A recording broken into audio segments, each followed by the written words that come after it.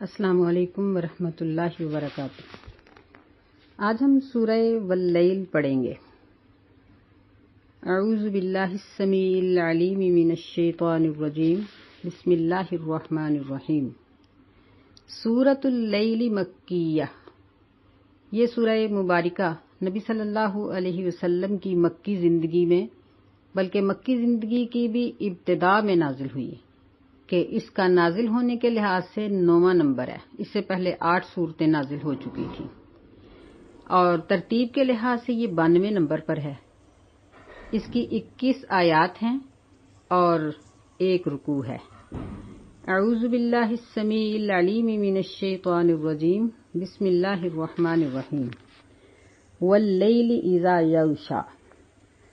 قسم ہے رات کی جب وہ چھا جائے۔ یہاں واو قسم کا معنی دیتی ہے۔ والنہار اذا تجلی، اور دن کی قسم جب وہ اچھی طرح سے روشن ہو جائے۔ وما خلق الذکر والانثی، اور جو اللہ تعالیٰ نے پیدا کیے ہیں نر اور مادہ، ان کی قسم۔ پچھلی سورہ مبارکہ میں بھی اللہ تعالیٰ نے رات کی سیاہی کی قسم کھائی، کیونکہ یہ ایک بہت عظیم قسم کی سیاہی ہے اور یہ صرف رات کا لے آنا یا اس کو لے جانا اللہ ہی کا کام ہے۔ مشرکین کے معبود مشرک بھی اس بات کا دعویٰ کرتے ہیں کہ وہ دن اور رات کے مالک نہیں ہیں، دن اور رات کا مالک اللہ ہی ہے۔ دوسرا اس کا مطلب یہ ہے کہ جس طرح دن اور رات متضاد ہیں، نر اور مادہ متضاد ہیں، اسی طرح انسانوں کی طبیعتیں بھی متضاد ہیں، کہ یہاں یہ چیز بھی اللہ تعالیٰ نے بتائی ہے کہ کسی کو مرد بنا دینا، نر بنا دینا، کسی کو مادہ بنا دینا، یہ صرف اللہ کا اختیار ہے۔ کوئی شخص اپنی مرضی سے نہ کسی کو نر بنا سکتا ہے، نہ نر حاصل کر سکتا ہے، نہ خود اپنی جنس تبدیل کر سکتا ہے۔ یہ صرف اللہ تعالیٰ کا اختیار ہے۔ تو اسی طرح اگر ایک شخص اپنے اعمال کے بغیر یہ کہے کہ میں جنت میں یعنی دھونس کے ساتھ چلا جاؤں گا تو یہ ناممکن ہے، یا کوئی یہ کہے کہ میں فلاں کو اپنے زور بازو سے جہنم میں پھینک دوں گا تو یہ ناممکن ہے، بلکہ یہ سب کچھ انسان کی اپنی کوشش کا نتیجہ ہے۔ ان سعیکم لشتی، بے شک تمہاری کوشش لشتی، ضرور مختلف ہے۔ فاما من اعطی واتقی وصدق بالحسنی، پس لیکن جس شخص نے دیا اللہ کی راہ میں اور تقوی اختیار کیا اور اس نے حسنہ کی تصدیق کی۔ حسنہ کا مطلب ہے قرآن مجید، اچھی بات، حدیث، یعنی قرآن و حدیث کی سچی باتوں کی اس نے تصدیق کی۔ اس سے پہلے بھی اللہ تعالیٰ سورہ زمر میں اس کو صدق سے تشبیہ دے چکے ہیں، کیونکہ دین ہے ہی صدق، سچائی، حق پر مبنی ہے، یہ خیالی باتیں نہیں ہیں، جبکہ دین اسلام کے علاوہ باقی جتنے بھی مذاہب ہیں وہ سب خیالی اور بناوٹی ہیں۔ اور یاد رکھنا چاہیے کہ تمام نبی دین اسلام لے کر ہی آئے، ہر نبی کا مذہب اسلام ہی تھا۔ تو فرمایا کہ جس شخص نے یہ 3 کام کیے کہ اس نے اللہ کی راہ میں دیا اور اس نے تقوی اختیار کیا اور اس نے اچھی باتوں کی تصدیق کی، فَسَنُيَسِّرُهُ لِلْيُسْرَىٰ، پس ہم بہت جلدی اس کو آسان کر دیں گے آسانی کے لیے۔ یہاں اللہ تعالیٰ نے دین کو یسرا کہا ہے، جبکہ ہم سورہ بلد میں پڑھ کے آئے ہیں کہ وہاں اللہ تعالیٰ نے اس کو عقبہ، یعنی جس طرح گھاٹی پہ چڑھنا مشکل ہوتا ہے یا اونچی چیز کو حاصل کرنا مشکل ہوتا ہے، دین کو اس کے ساتھ تشبیہ دی ہے۔ تو ان دونوں میں تطبیق یہ ہے، یعنی دونوں کا مفہوم اس طرح سے ہم سمجھیں گے کہ جب ایک شخص اپنی من مانیوں کو چھوڑ کر دین پر عمل کرتا ہے تو اس کو مشکلات کا تھوڑا سامنا تو کرنا ہی پڑتا ہے۔ جس طرح کھاتے پیتے شخص کو اگر روزہ رکھنا پڑے تو ظاہر ہے کہ روزے میں مشکلات تو ہیں، لیکن جو روزے کے فوائد ہیں دنیاوی طور پر، طبی طور پر اور اخروی لحاظ سے، اگر ان کو دیکھا جائے تو پھر یہ مشکل عمل نہیں ہے۔ ایسے ہی نماز، ایسے ہی حج، زکوٰۃ کی ادائیگی، یہ ساری چیزیں جب انسان ان کو دنیا کی نظر سے کرنا شروع کرتا ہے تو اس کو تھوڑا سا اپنے آپ پر کنٹرول کرنا پڑتا ہے۔ ظاہر ہے کہ جب ہم سالانہ زکوٰۃ دیتے ہیں تو ہمیں اپنی جمع پونجی میں سے وہ رقم بچانی پڑتی ہے، بعض اوقات مشکل بھی ہو جاتی ہے، تو ان مشکلات کو عقبہ کہا ہے۔ لیکن ایک شخص جو اللہ تعالیٰ سے کچھ ملنے کی نیت سے یہ سارے کام کرتا ہے تو وہ زکوٰۃ کی ادائیگی کی مشکلات کو خوشی سے برداشت کرتا ہے، روزے کی جو بھوک اور پیاس ہے اس کو بھی خوشی سے برداشت کرتا ہے، وہ حج کرنے جاتا ہے تو اس کی ساری تکلیفوں کو، تھکاوٹوں کو اور مالی اخراجات کو خوشی سے برداشت کرتا ہے۔ یہ ہے یسرا کہ ایسے شخص کے لیے نیکی کے کام میں خرچ کرنا بہت آسان ہوتا ہے، جبکہ برائی کے کام میں خرچ کرنے کے لیے اس کا ضمیر اس کا ساتھ ہی نہیں دیتا۔ اللہ تعالیٰ نے یہاں ایک شخص کا ذکر کرتے ہوئے اس سے الٹ دوسری قسم کے شخص کا ذکر کیا، وَأَمَّا مَن بَخِلَ وَاسْتَغْنَىٰ، اور لیکن جس شخص نے بخل کیا، وَاسْتَغْنَىٰ، اور وہ بے پرواہ ہو گیا، اس نے اللہ تعالیٰ کے احکامات کی پرواہ نہیں کی، وَكَذَّبَ بِالْحُسْنَىٰ، اور اس نے حسنیٰ کو،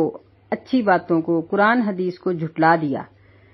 فَسَنُيَسِّرُهُ لِلْعُسْرَىٰ،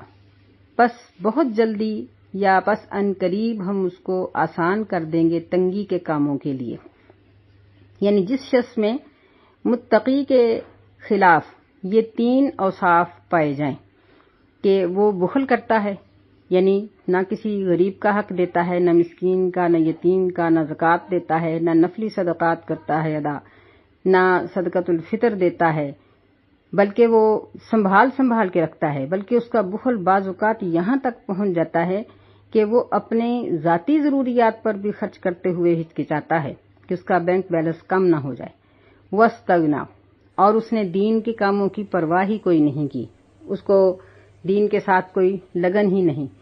وہ جو بھی کچھ کرتا ہے اس کو نہ دنیاوی لحاظ سے شرم اور حیا اور نہ اللہ تعالیٰ کے لحاظ سے، کہ ہم دیکھتے ہیں کہ گناہ گار لوگوں کے لباس دیکھیں کہ کس قدر غلط ہوتے ہیں، ننگے لباس ہیں، لباس لیکن ایسے کہ جسم ننگے، اور اسی طرح وہ جب چوریاں ڈکیتیاں کرتے ہیں، شراب پیتے ہیں اور اس طرح کے دوسرے سارے کام کرتے ہیں، لوگوں کے علی الاعلان حق کھاتے ہیں، لوگوں پر ظلم کرتے ہیں، تو ان کو کسی بھی چیز کی پرواہ نہیں رہتی، نہ ان کو اللہ تعالیٰ کی پرواہ ہوتی ہے، نہ ان کو دنیا کی پرواہ ہوتی ہے کہ دنیا ہمیں کیا کہے گی، بالکل وہ بے پرواہ ہو جاتے ہیں اور مفاد پرستی کے سمندر میں ایسا ڈوبتے ہیں کہ ان کا نکلنا ہی ناممکن ہو جاتا ہے۔ تو یعنی پہلے انسان میں بخل پیدا ہوتا ہے، اللہ کی راہ میں خرچ کرنے سے وہ ہچکچاتا ہے، تو پھر اس کے اندر بہت سی دوسری برائیاں پیدا ہو جاتی ہیں، پھر وہ قرآن و حدیث کو جھٹلانے لگ پڑتا ہے۔ یہ ترتیب دونوں لوگوں میں ایسی ہی ہے کہ نیک شخص بھی جب اللہ کی راہ میں خرچ کرتا ہے تو اس کا خرچ اس کے دل کے اندر تقویٰ پیدا کر دیتا ہے، اللہ کا ڈر پیدا کر دیتا ہے، کیونکہ اس کے لیے اللہ کے فرشتوں کی دعائیں ہوتی ہیں، اللہ تعالیٰ کی رحمت ہوتی ہے۔ نبی علیہ الصلوۃ والسلام نے فرمایا کہ ہر روز 2 فرشتے نازل ہوتے ہیں، جن میں سے ایک کہتا ہے اللہم اعطِ منفقا خلفا، اللہ جو تیری راہ میں خرچ کرتا ہے اس کو اس کے پیچھے اور عطا فرما، اور دوسرا کہتا ہے کہ اللہم اعطِ ممسکا تلفا، اللہ جو روکنے والا ہے، جو تیری راہ میں خرچ نہیں کرتا، اس کا مال تلف کر دے، ضائع کر دے۔ تو خرچ کرنے والے کے لیے فرشتوں کی دعائیں ہوتی ہیں، جس کی وجہ سے اس کو مزید نیک کام کرنے کی توفیق ملتی ہے، اس کے دل میں تقویٰ، اللہ کا ڈر، پیار، محبت پیدا ہو جاتا ہے۔ اور جبکہ یہ بخل کرنے والا انسان، اس کے دل میں مال کی محبت اتنی پیدا ہو جاتی ہے کہ وہ کسی اور کی پرواہ ہی نہیں کرتا، حتیٰ کہ اپنے ماں باپ، اپنی اولاد جیسی نعمت کی پرواہ نہیں کرتا، ان کے اوپر خرچ کرنے کے لیے بھی تیار نہیں ہوتا۔ تو پہلے اللہ کی راہ میں دینا،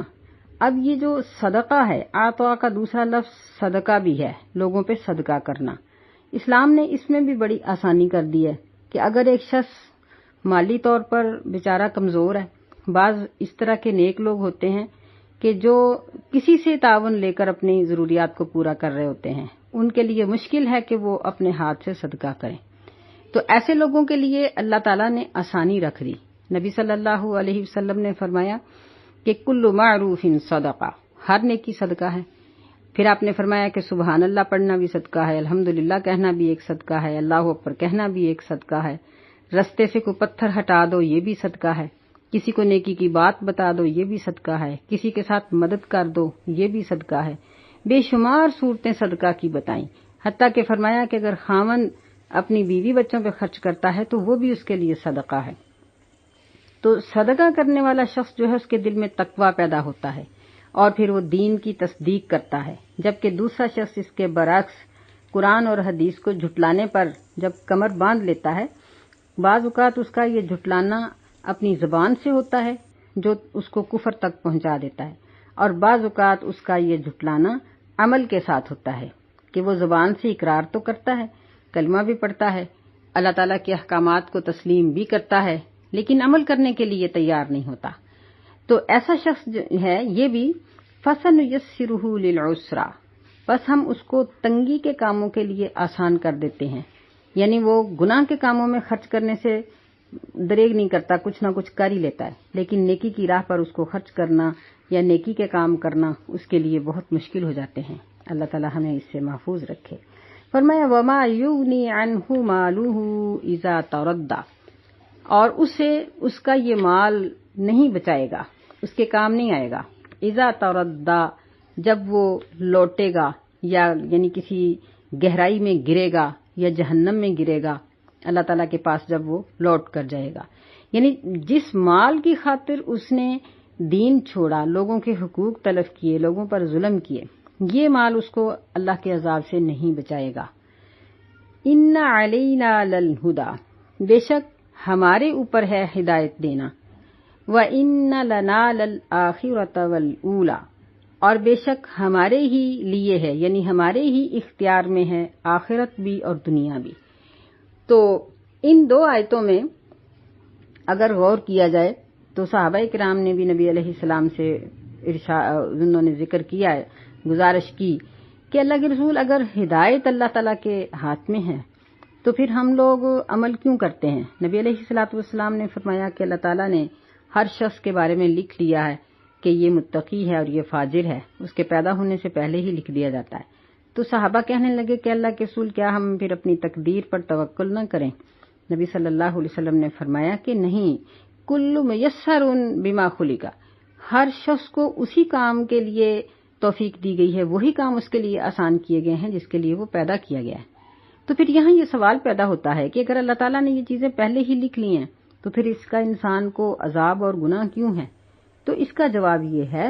کہ جس طرح ہم ایک کانچ کے برتن کو کہتے ہیں کہ یہ ٹوٹ جانے والا ہے، اور ایک پلاسٹک یا دوسرا کوئی اور برتن ہے ایلومینیم کا ہے، وہ ہمارے دیکھنے میں ٹوٹنے والا نہیں ہوتا، لیکن بعض اوقات وہ بھی ٹوٹ جاتا ہے. تو اس طرح اللہ تعالیٰ نے انسانوں کے یہ فیصلے کیے ہیں، لیکن اگر ایک شخص وہ اپنی نیکی کی طرف آتا ہے، نیکی کی کوشش کرتا ہے، تو اللہ تعالیٰ اس کی اس کوشش کو کبھی بھی رد نہیں کرتے. اللہ تعالیٰ نے خود حدیث قدسی میں فرمایا کہ اگر تم میری طرف ایک بالشت آتے ہو تو میں گز آتا ہوں، اگر تم میری طرف چل کے آتے ہو تو میں دوڑ کے آتا ہوں. تو یہاں بھی یہی مطلب ہے اس کا، وَإِنَّ لَنَا لَلْآخِرَةَ وَالْأُولَىٰ، کہ کوئی بھی شخص دھونس کے ساتھ اپنی آخرت کی کامیابی یا دنیا کی کامیابی نہیں لے سکتا، بلکہ اللہ تعالیٰ اس کے حساب سے، کیونکہ اللہ علیم ہے، سمیع بصیر ہے، علیم خبیر ہے، وہ سب کے قریب سے، وہ دلوں پر جھانکنے والا ہے. اسے پتا ہے کہ اگر ایک شخص ظاہری طور پر نیکی کر بھی رہا ہے تو وہ کس نیت سے نیکی کر رہا ہے، اس کا ارادہ کیا ہے، وہ شہرت چاہتا ہے یا وہ نیکی چاہتا ہے. تو اللہ تعالیٰ اس کے مطابق اس کے ساتھ معاملہ کرتے ہیں. ہم لوگ بعض دفعہ دیکھ رہے ہوتے ہیں کہ اس شخص نے تو اتنی خیرات تقسیم کی، اس نے تو ٹرک بھر کے فلاں چیز کا بانٹ دیا، لیکن اللہ تعالیٰ دیکھ رہے ہوتے ہیں کہ اس شخص کی نیت کیا تھی، اس نے ارادہ کیا رکھا. کیا وہ کسی دنیاوی فائدے کے لیے، شہرت کے لیے، یا ووٹ حاصل کرنے کے لیے، یا کسی اور مقصد کے لیے کر رہا ہے، یا اپنا خراب مال نکال رہا ہے، یا اس کی نیت اللہ تعالیٰ کی رضا کی ہے؟ کیا نیت؟ اللہ اس کے مطابق اس کے ساتھ معاملہ کرتے ہیں. فَأَنذَرْتُكُمْ نَارًا تَلَظَّىٰ، بس ہم تمہیں ڈراتے ہیں شعلہ مارنے والی، بھڑکنے والی آگ سے. لَا يَصْلَاهَا إِلَّا الْأَشْقَى، اس میں نہیں داخل ہوگا مگر بدبخت. الَّذِي كَذَّبَ وَتَوَلَّىٰ، وہ شخص جس نے دین کو جھٹلایا اور پھر گیا. وَسَيُجَنَّبُهَا الْأَتْقَى، اور ان قریب جلدی ہی اس سے بچا لیا جائے گا وہ شخص جو متقی ہے۔ الذی یؤتی مالہ یتزکی، وہ شخص جو اپنا مال اس لیے دیتا ہے کہ اس کا تزکیہ ہو جائے، وہ پاک ہو جائے، یعنی پاک ہونے کی خاطر اس نے اپنا مال دیا۔ یعنی یہاں دیکھیں کہ ان آیات میں انسان کی نیت کی بات کی جا رہی ہے کہ اس آگ کے اندر بدبخت داخل ہوگا جو اندر سے بدبخت ہے اور اوپر سے بھی بدبختی کے کام کرتا ہے۔ اگر اس کی نیت ٹھیک نہیں ہے یا اس کے دل میں ایمان نہیں ہے تو اس کا خرچ کرنا بھی کام نہیں آئے گا۔ نبی علیہ الصلوۃ والسلام کے زمانے میں کئی کافر ایسے تھے کہ جن کے چولہوں کی راکھ پہاڑوں جتنی ہوتی تھی، اتنا کھانا ان کے گھروں میں پکتا تھا، اتنی لکڑی استعمال ہوتی تھی اور وہ غریبوں اور مسکینوں میں بانٹ دیتے تھے سارا، لیکن ایمان نہ لانے کی وجہ سے ان کی یہ نیکیاں قبول نہیں ہوئیں۔ نبی صلی اللہ علیہ وسلم سے پوچھا گیا کہ یعنی حالت کفر کی نیکیاں؟ نبی علیہ السلام نے فرمایا کہ اگر ایک شخص ایمان لے آتا ہے تو اللہ تعالیٰ اس کے نامہ اعمال سے اس کے گناہ دھو دیتے ہیں لیکن نیکیاں قائم رہتی ہیں، اور اگر وہ حالت کفر میں مرتا ہے تو پھر اس کی نیکیوں کی کوئی قدر نہیں، اللہ تعالیٰ ان کو ضائع نہیں کرتے، ظلم تو نہیں کرتے، لیکن اس کی نیکیوں کا بدلہ دنیا کی کسی سہولت اور آسائش کی صورت میں دنیا میں ہی دے دیا جاتا ہے، اور جو نیک ہے اس کو اللہ تعالیٰ دنیا میں دیتے ہیں جو اس کے مقدر میں لکھا ہے، یعنی یہ بھی انسان کی تقدیر میں اس کے پیدا ہونے سے پہلے ہی لکھ دیا جاتا ہے کہ یہ دنیا میں کتنا رزق حاصل کرے گا۔ تو مانگنے والے کو بھی اور نہ مانگنے والے کو بھی، بخل کرنے والے، صدقہ کرنے والے، مسلمان، غیر مسلم، سب کو دنیا اتنی ہی ملتی ہے جتنی ان کے مقدر میں ہے۔ سورہ بنی اسرائیل میں ہم یہ پڑھ آئے ہیں کہ اللہ تعالیٰ فرماتے ہیں کہ جو شخص دنیا کا ارادہ کرتا ہے اور اس کے لیے کوشش کرتا ہے تو ہم اس کو اتنا ہی دیتے ہیں جتنا اس کی تقدیر میں ہے، اور وہ بھی اگر ہم چاہیں تو دیتے ہیں، اگر ہم نے اس کے لیے نہیں لکھا تو نہیں دیتے۔ اور اگر ایک شخص ہم سے آخرت طلب کرتا ہے تو ہم اس کو آخرت عطا کرتے ہیں، اور دنیا جو اس کے مقدر میں لکھی تھی وہ ہم اس کو تحفۃً دے دیتے ہیں، اور اس کی دعاؤں کو اور اس کی نیکیوں کو ہم اس کی آخرت کے لیے سنبھال کے رکھتے ہیں۔ یہ اللہ تعالیٰ نے اپنے بندوں کے لیے ایک خاص ریلیف رکھا ہوا ہے۔ آگے فرمایا کہ وَمَا لِأَحَدٍ عِندَهُ مِن نِعْمَةٍ تُجْزَىٰ، اور کسی ایک کے لیے بھی اس کے پاس کوئی ایسی نعمت نہیں تجزا جس کا بدلہ دیا جائے، یعنی اس کا معنی ہم یوں بھی پڑھ سکتے ہیں کہ اس پر کسی کا کوئی احسان نہ تھا جس کا وہ بدلہ چکا دیتا، بدلہ وہ دے دیتا، إِلَّا ابْتِغَاءَ وَجْهِ رَبِّهِ الْأَعْلَىٰ، مگر وہ تلاش کرتا تھا اپنے رب کی رضامندی کو، وَلَسَوْفَ يَرْضَىٰ، اور وہ عنقریب بہت جلدی راضی ہو جائے گا۔ یہاں ان آیات کا ایک مفہوم تو عام لیا جاتا ہے کہ جس طرح ہم اس سورت کے شروع سے پڑھ رہے ہیں کہ متقی کے لیے بھی اللہ تعالیٰ نے ایک شخص کا لفظ بولا ہے اور گناہگار کے لیے بھی، اور یہاں متقی کی بات ہو رہی ہے کہ متقی کے اوپر کسی کا کوئی احسان نہیں ہوتا کہ جس کے بدلے کے لیے وہ صدقہ و خیرات کرتا ہے، یعنی غریبوں نے اس کو کچھ دیا نہیں ہوتا، کچھ ان کے ساتھ بھلا نہیں کیا ہوتا کہ وہ اس کو دے غریب کو دیتا ہے، نہیں، بلکہ وہ اللہ کی رضا حاصل کرنے کے لیے دیتا ہے۔ دوسرا اس کا مفہوم ایک خاص شخص کے بارے میں بھی ہے کہ جس طرح روایات میں آتا ہے کہ سیدنا ابو بکر رضی اللہ تعالی عنہ کی شان میں یہ 4 آیتیں اتری ہیں، الذی یؤتی مالہ یتزکی وما لأحد عنده من نعمة تجزى إلا ابتغاء وجه ربه الأعلى ولسوف يرضى، یہ 4 آیتیں آپ کی شان میں اتری ہیں کہ سیدنا ابو بکر رضی اللہ تعالیٰ عنہ یہ آزاد لوگوں میں سے مسلمان ہونے والے سب سے پہلے شخص تھے، مالدار تھے، تاجر تھے بہت بڑے، تو ان کے بعد جب کوئی غلام مسلمان ہوتا تو اس کے مالک اس کو بہت اس کے ساتھ برا سلوک کرتے۔ نبی صلی اللہ علیہ وسلم سے بعض اوقات سیدنا ابو بکر رضی اللہ عنہ پوچھتے اور بعض اوقات آپ خود ہی مشورہ دیتے کہ اس کو خرید کر آزاد کر دو، تو سیدنا ابو بکر رضی اللہ عنہ اس کو خرید کر آزاد کر دیتے۔ اس طرح انہوں نے تقریباً 17 غلام آزاد کیے، جن میں سیدنا بلال رضی اللہ عنہ بھی تھے۔ ان کے بارے میں بھی کہا جاتا ہے کہ ابو جہل نے اس کی ڈبل ٹرپل قیمت لگائی، حالانکہ یہ حبشی تھے اور غلاموں کی شکل و صورت اور ان کی ہنرمندی کی وجہ سے ان کی قیمتیں کم یا زیادہ ہوا کرتی تھیں، تو یہ بہت کم قیمت تھے، لیکن ابو جہل نے بہت بڑھا چڑھا کے قیمت لگائی کہ یہ قیمت کوئی ادا نہ کر سکے. جب سودے سے کئی گنا زیادہ قیمت ہو تو پھر کون دیتا ہے؟ لیکن ابو بکر رضی اللہ تعالیٰ عنہ کی تو چونکہ نظر اللہ تعالیٰ کی طرف سے ملنے والے اجر پر تھی، انہوں نے ادا کی اور اس کو خرید کر آزاد کر دیا. تو اس پر ابو جہل کو شرمندگی ہوئی. وہ کہنے لگا کہ ہاں، بلال رضی اللہ عنہ کے بارے میں کہنے لگا کہ اس کا ابو بکر رضی اللہ عنہ پہ کوئی احسان تھا جو انہوں نے خرید کر اس کو جتلایا ہے، ورنہ وہ کہاں اس کو خریدتے. تو اللہ تعالیٰ نے اس کا جواب دیا کہ بلال کا ابو بکر رضی اللہ تعالیٰ عنہ کے اوپر کوئی احسان نہیں تھا کہ جو انہوں نے چکا دیا ہو، بلکہ انہوں نے اپنے اللہ کی رضا کو حاصل کرنے کے لیے یہ سب کچھ کیا. تو یعنی یہ آیات عام بھی ہیں اور خاص بھی ہیں. اگر ہم عام بھی سمجھیں یا ان کو خاص بھی سمجھیں تو یہ 3 کام جس شخص میں پائے جاتے ہیں کہ وہ اللہ تعالیٰ کی راہ میں خرچ کرتا ہے، اپنی زبان سے، اپنی آنکھوں سے، اپنے کانوں سے، اپنے ہاتھوں سے، ہر طرح سے وہ خرچ کرتا ہے، مال بھی خرچ کرتا ہے، پھر وہ قرآن کی تصدیق کرتا ہے اور وہ تقوی اختیار کرتا ہے، تو ایسے شخص کے لیے اللہ تعالیٰ کے یہ انعامات ہیں کہ وہ متقی بھی ہے. اگر یہاں ہم ابو بکر رضی اللہ تعالیٰ عنہ سمجھیں تو ان کو بھی ایک تو تقوی کی سند ملی، دوسری ان کو تزکیہ کی سند ملی کہ یہ پاک اور صاف ہیں، اور تیسری ان کو یہ سند ملی کہ وَلَسَوْفَ يَرْضَىٰ کہ اور عنقریب اللہ اس سے راضی ہو جائے گا. پھر ان کو نبی علیہ السلام کی تصدیق پر صدیق کی سند بھی ملی. تو اس طرح سے اللہ تعالیٰ کی بہت سی عنایات ہیں سیدنا ابو بکر رضی اللہ تعالی عنہ پر. اللہ نے ان کی قربانیوں کو شرف قبولیت بخشا اور ان کو سارے لوگوں کے سامنے اپنی رضامندی کا اظہار کر کے ان کو بلند مرتبہ عطا کیا. اور ایسے ہی وہ شخص جو یہ کام کرتا ہے اس کے لیے بلند مرتبہ ہوتا ہے، جبکہ جو بخل کرنے والا ہے، اللہ کی راہ میں خرچ کرنے سے رک جانے والا اور غلط کام کرنے والا اور اللہ کے دین کو جھٹلانے والا، وہ